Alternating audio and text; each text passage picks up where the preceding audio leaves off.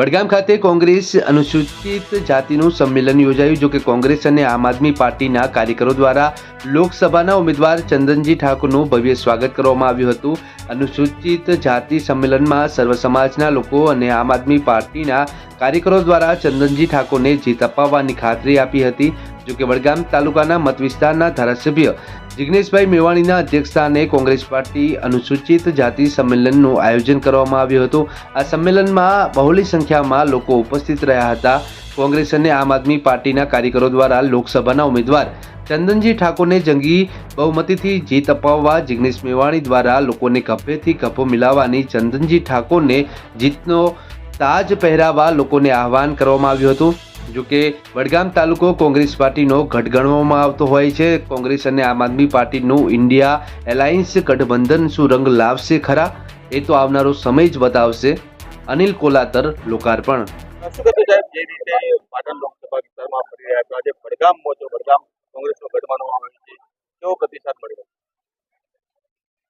પાછલા 10 દિવસથી સાથે સાથ વિધાનસભાના પ્રવાસમાં આજે વડગામના પ્રવાસે આવ્યો છું. વડગામમાં આપના કેમેરામાં જે કેદ થઈ રહ્યું છે એ આપ જોઈ શકો છો. વડગામના દલિત પરિવારને સમાજના લોકોએ ભેગા થઈને આજે વિશાળ સંમેલનમાં ભેગા થઈને મને સંપૂર્ણ બહુમતી મળે એવો ટેકો પણ જાહેર કર્યો છે. અને કોંગ્રેસ પાર્ટી જે મને ટિકિટ આપી છે અને એનાથી ખૂબ રાજીપો બધી વિધાનસભામાં મને મળી રહ્યો છે.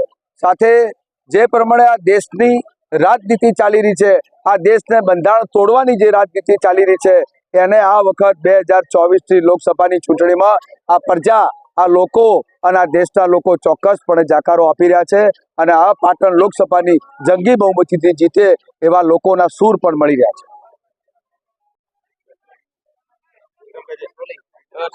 જે રીતે આપણે કહ્યું કે પુરુષોત્તમ રૂપાલે ન ફક્ત ક્ષત્રિય સમાજ પરંતુ આદિવાસી સમાજ, પટેલ સમાજનો પણ તેઓ અપમાન કરી ચૂક્યા છે.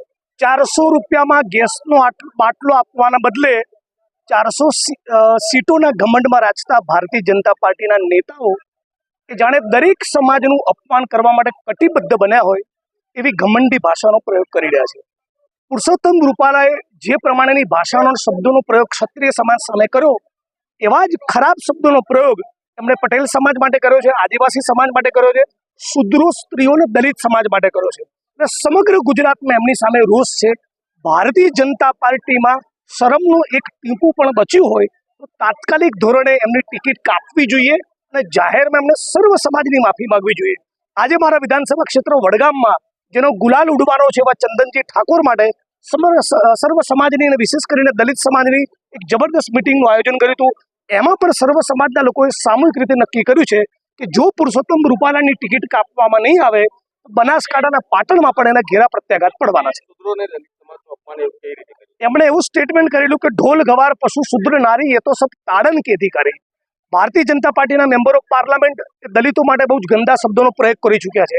થોડા સમય પહેલા આસામના મુખ્યમંત્રી તો એવું ટ્વીટ કરેલું કે ક્ષત્રિયો, બ્રાહ્મણ અને વૈશ્ય સમાજની સેવા કરવી એ જ શૂદ્રોનું કર્તવ્ય છે.